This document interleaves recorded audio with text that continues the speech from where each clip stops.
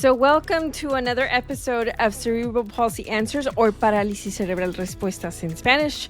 This is another interview with someone who lives with CP, and I'm so happy to this time go to Massachusetts. So again, I'm in the East Coast. I'm so happy to have Angelina.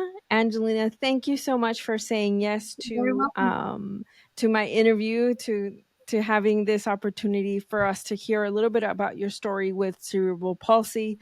So thank you again. You're very welcome. And the funny thing is, I always knew I had it, And my mother and I wrote to United Cerebral Palsy, and they sent us paperwork on exactly what I have, which is left-sided hemiplegia. Uh-huh. And but my mother never treated me different. You know what I mean? Even though, yes, I have learning disabilities and, as it turns out, autism, my mother never treated me differently. I learned more from her than I ever learned at school because she knew I could. She just never treated me any differently, than any other regular kid. Even though it may have taken me longer to learn things like a bicycle was a nightmare. They simply put those training wheels on and let me go at my own pace. And my father would call me Pokey when I would walk with him because I was very slow in my little legs. Mm-hmm. So they didn't treat me any differently. And I guess that helped. So, you something that is very interesting, and recently we celebrated Disability Pride Month and the signing of the Americans with Disabilities Act at the 34th anniversary. You were actually born before the passage of the ADA. How was that for you? How was growing up with a disability, with cerebral palsy in this case, prior to 1990? How was access to schools? How was that? Well, I had to go to special preschool for physical therapy to learn stairs because they didn't have the ADA. So they didn't have ramps for me to walk up while I was still learning stairs. I was born with a dislocated hip, and the muscles were very tight, and it was difficult for me to walk up and down stairs, but I had to learn it, so I had to go to, special preschool and walk on a balance beam and stuff. So those are the kind of things, and now I'm grateful for, I go to a store, and if it's got steps, and my hip isn't doing so well, or I'm still learning to use my cane, I can go up the ramp. You know what I mean? Didn't have that option then. Right. So does that apply to everything in society, in like social life, like libraries, buildings? Everything was inaccessible basically prior to the signage of the ADA. Right. I fortunately learned how to navigate stairs. It just took till I was about 8, but which is not unusual with cerebral palsy. I know that. Um, but yeah, even now as I'm getting older and my muscles are getting tighter, I'm finding like my library is grandfathered in as far as the ADA goes because it's so darn old that it's very difficult and quite frankly painful to climb those stairs, those stone stairs. It's not easy. How have you seen things change now, aside from the ramps and elevators? Have you seen the perception of people change over time when talking to when uh, not saying not talking about disability, but the way society views disability or kids with disability? I know that prior to this interview, we talked about how you mentioned you had a neighbor in your neighborhood, and she would say certain things to your mom about hiding you or something like that. If you want, you can share a little bit about that. But how has public perception changed? Have you seen it change, or is it the same? I think it's changed in a way because I was in high school when the ADA was signed. And like I said, because I wasn't treated any different by my parents, I didn't notice it so much. But in school, I noticed that because there was more access for kids in wheelchairs and stuff like that, that they were more put in with other kids, and other kids learned that not everybody walks on 2 feet. Some people walk on four wheels, and I think that's a Yeah. very important thing. But yeah, onto what you were saying about the town nurse would come and see me because I had had my hip and I had braces and body casts, and they and she came one day, and my mother had put me in my carriage out in the sunshine for a little while because they tell you to do that with the baby for vitamin D.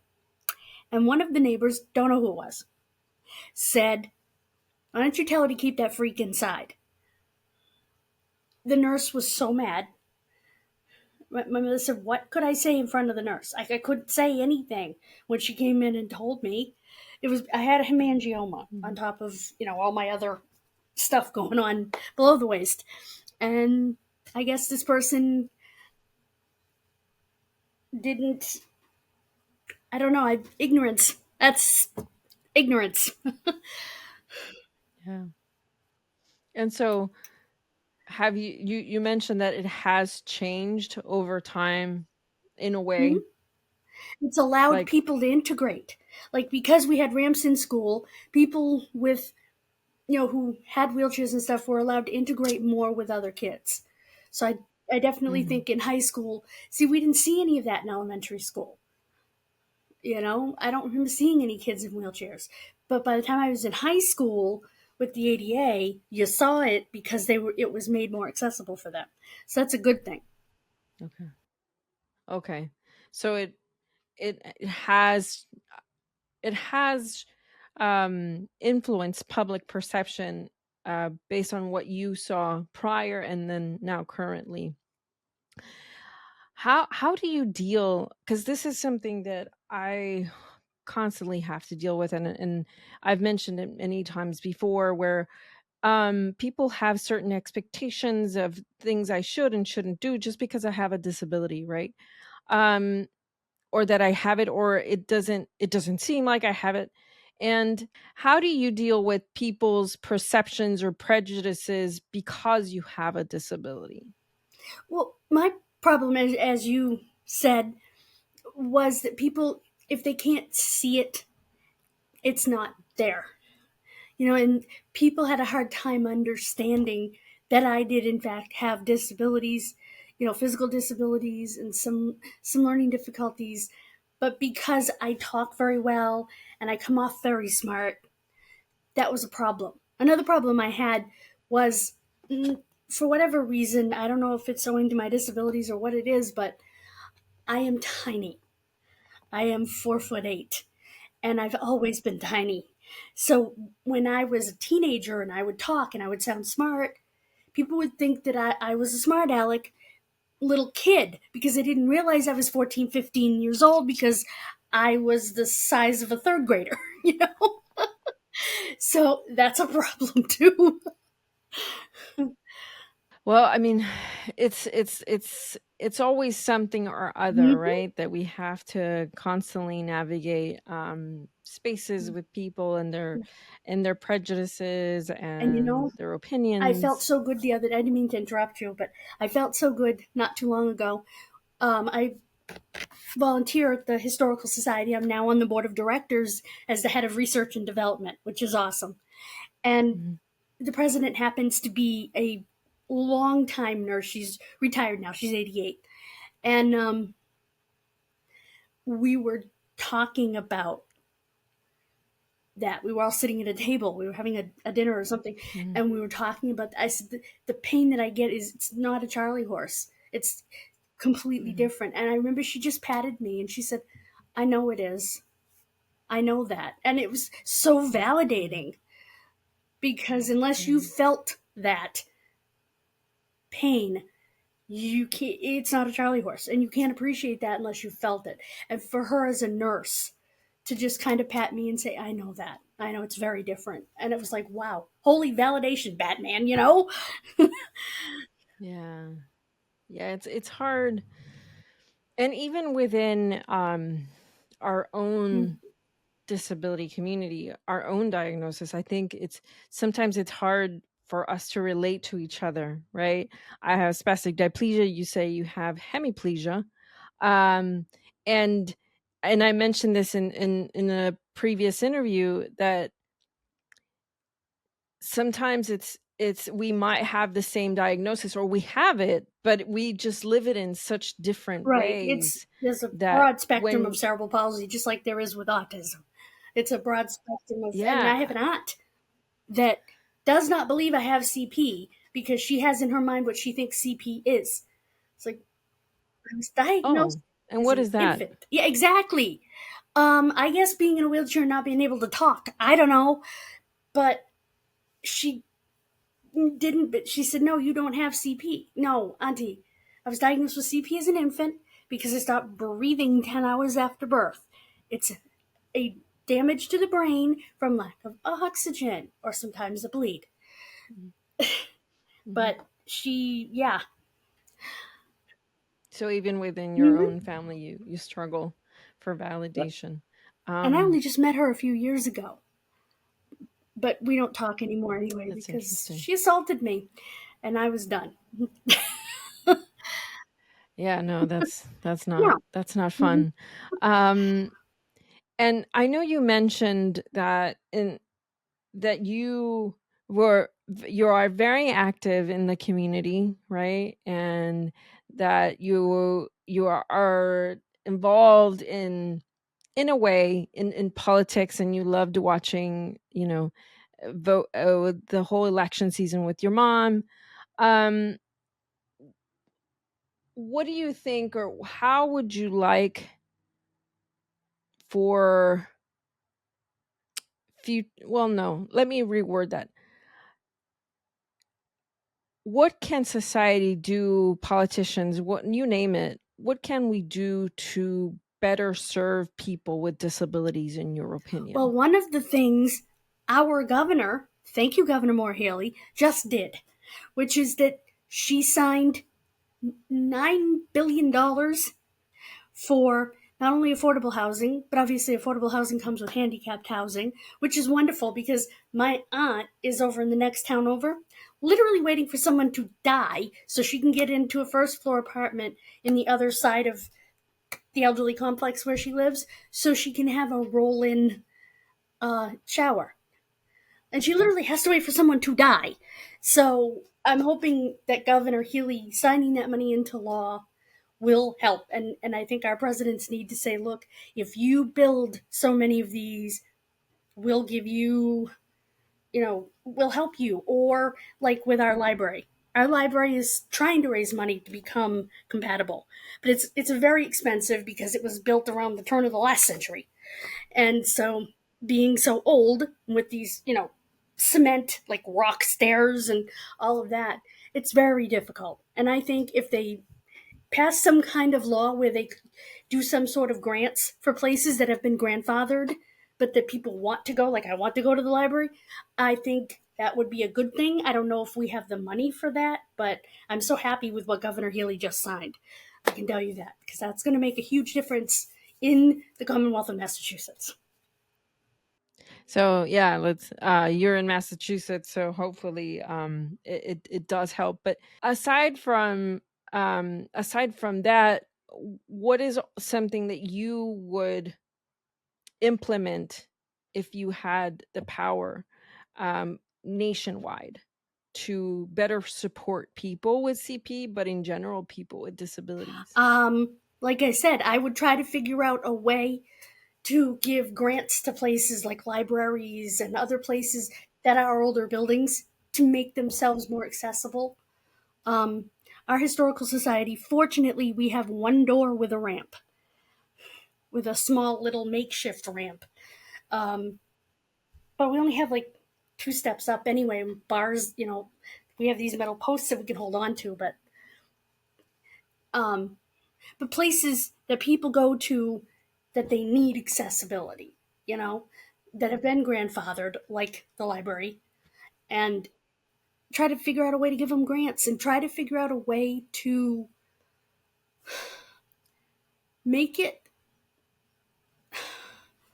not feasible, but make builders want to make, when they're making affordable housing, want to make handicapped units, because part of that is the handicapped are the ones that need affordable housing because we depend on Social Security. So you're going to run into people needing, and the elderly, people needing accessibility for walkers, wheelchairs. I mean, I have a good landlord. He just put a bar in for me in the bathtub, just outside the bathtub. So I have something to hold on to get out. Mhm. But yeah, I think it needs Yeah. to be made worthwhile somehow for builders to do that. Just have some sort of Incentive. maybe government Yeah. help. Okay. Yeah. I mean, it shouldn't be that way, I don't think, right? It should be the case where it just, because we have the ADDA, it just automatically happens that way. And you know, I understand that it's expensive, but it shouldn't be that we would need to give people or builders incentives to have Mhm. access for people with disabilities. I don't think that's my No, I personal understand opinion. what you're saying, Um, absolutely. But when they build affordable housing, they don't think about the fact that people that are going to be moving into there are probably going to be either very elderly and not very mobile, or disabled because they can't afford regular rent because they're on Social Security. right.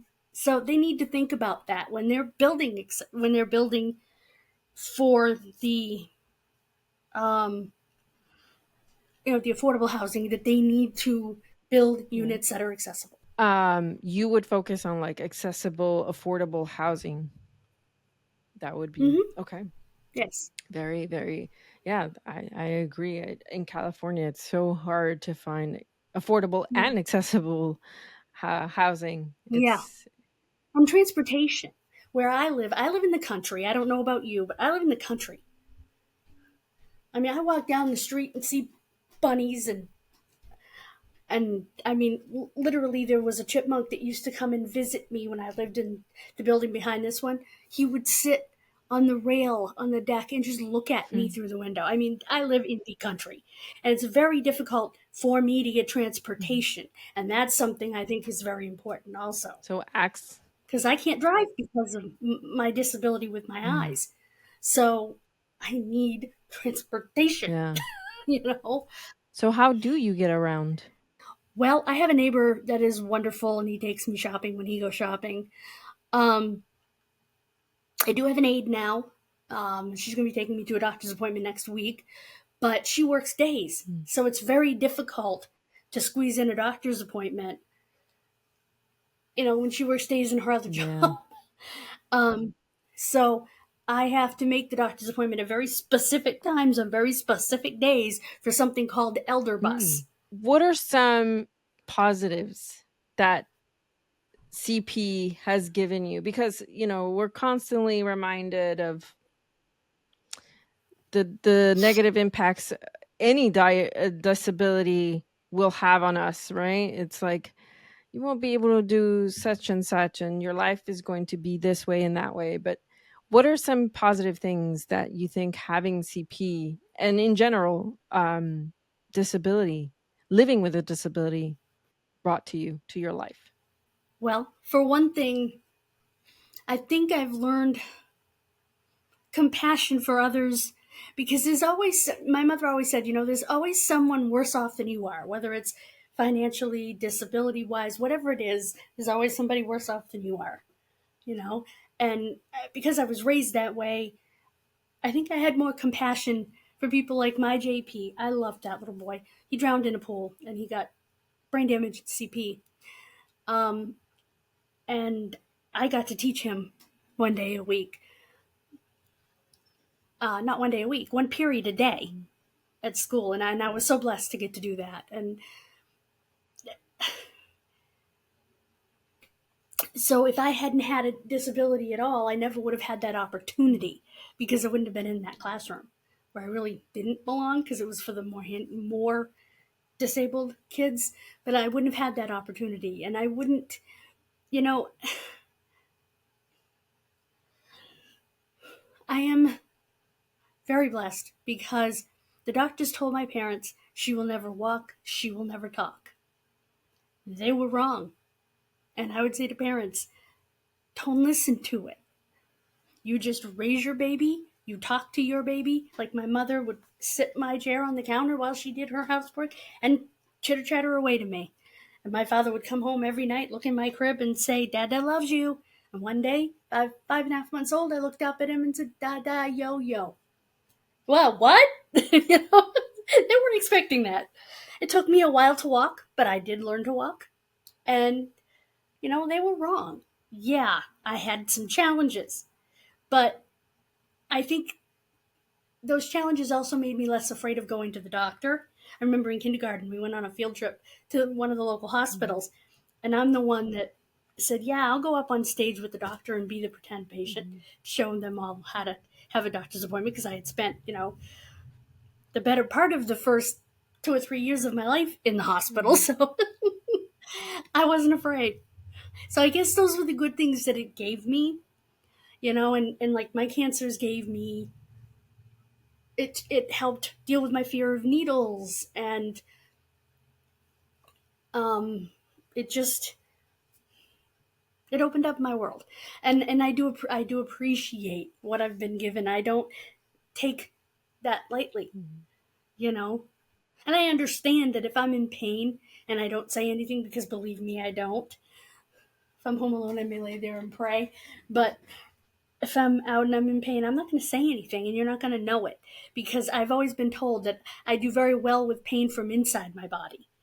Like, I have a very high pain tolerance because I have IBS, which was called spastic colon back in the day, and let me tell you, that hurt. So I'm used to internal body pain, and I don't complain. That's very hard for anybody to know. And that's probably why people don't realize that what I have and what you have causes pain, because we don't complain. We talked about these qualities that are not necessarily visible, right? Compassion and patience. But Mm-hmm. what would you say to people that are listening to us? And you gave us a little glimpse in the previous section, but in the previous segment, what are some things you struggle with? I mean, one in particular for me, and I don't know if it's been the case with you, is that I as I've gotten older, for me to access care and to access doctors who know what cerebral palsy is more challenging because it's seen as a infantile disability, right? But now that's changing. What are some of the challenges you deal with, and what would you say to someone it is like to live with cerebral palsy? Well, first of all, I don't know why that people think of it as an infantile disease when your brain, it may make new pathways to help you do certain things, but your brain's never going to heal. It's damaged. Mhm. So for them to say, "Oh, it's an infant," no, it's lifelong. Um, Basically, if your doctor isn't hearing you, you need to find a doctor that will hear you. I do have a decent doctor, although because you can't see my disabilities, he has a hard time understanding that I have disabilities and what they are. You know what I mean? So I do understand what you're Mhm. saying. Whereas Dr. Gilbert was an old timey doctor and he knew, but this is a younger doctor and he has a hard time, you know? And Yeah, it's so, I guess it's one of those things that you have to get lucky or not for a doctor to know what CP yeah, is. Um, and finally, Angelina, what would you say to a parent, to a family member who recently received the diagnosis that their child has cerebral palsy? I would say to contact your local United CP. I would say contact any of the organizations for disability that can help you access things like physical therapy and, you know, if need be, speech therapy, occupational therapy, whatever they need. In my case, I had a lot of play therapy, but I also had Mhm. physical when that's why I went to Mhm. preschool. Um, but yeah, just access what, don't be afraid to. Now you have the internet. My mother didn't have the internet, you know? You had a phone book, you know, and those services weren't available. Yeah. Probably because ADA hadn't been passed, so they didn't have to have those services available.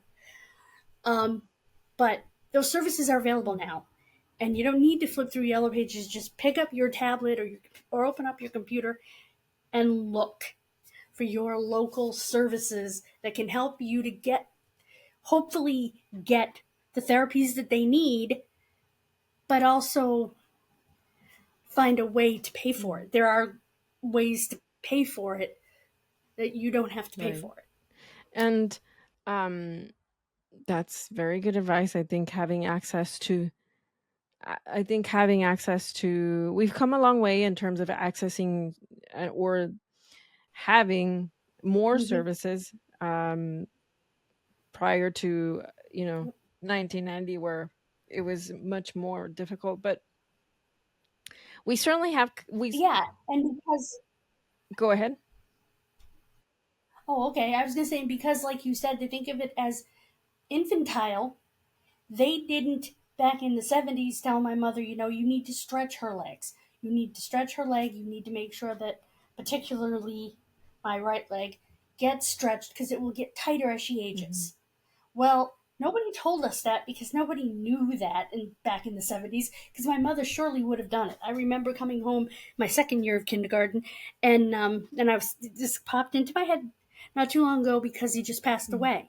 Working out with Richard Simmons, and then Mom and I would have lunch. I would do it my own clumsy way because coordination, no, I'm not coordinated. And she would do it, but we always did some kind of exercise together. So she certainly would have done it had they told her. They didn't, like you said, they didn't think about growing up with it. Yeah.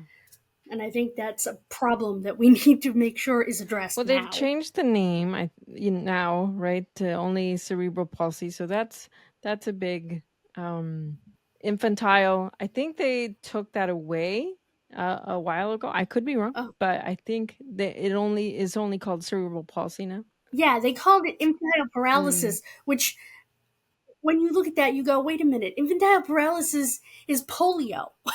What the heck? Yeah. Because that's what it says on my Oh, paperwork, wow. infantile Really? paralysis. Wow. So it was infantile Yeah. paralysis. Wow, that's a brand new one.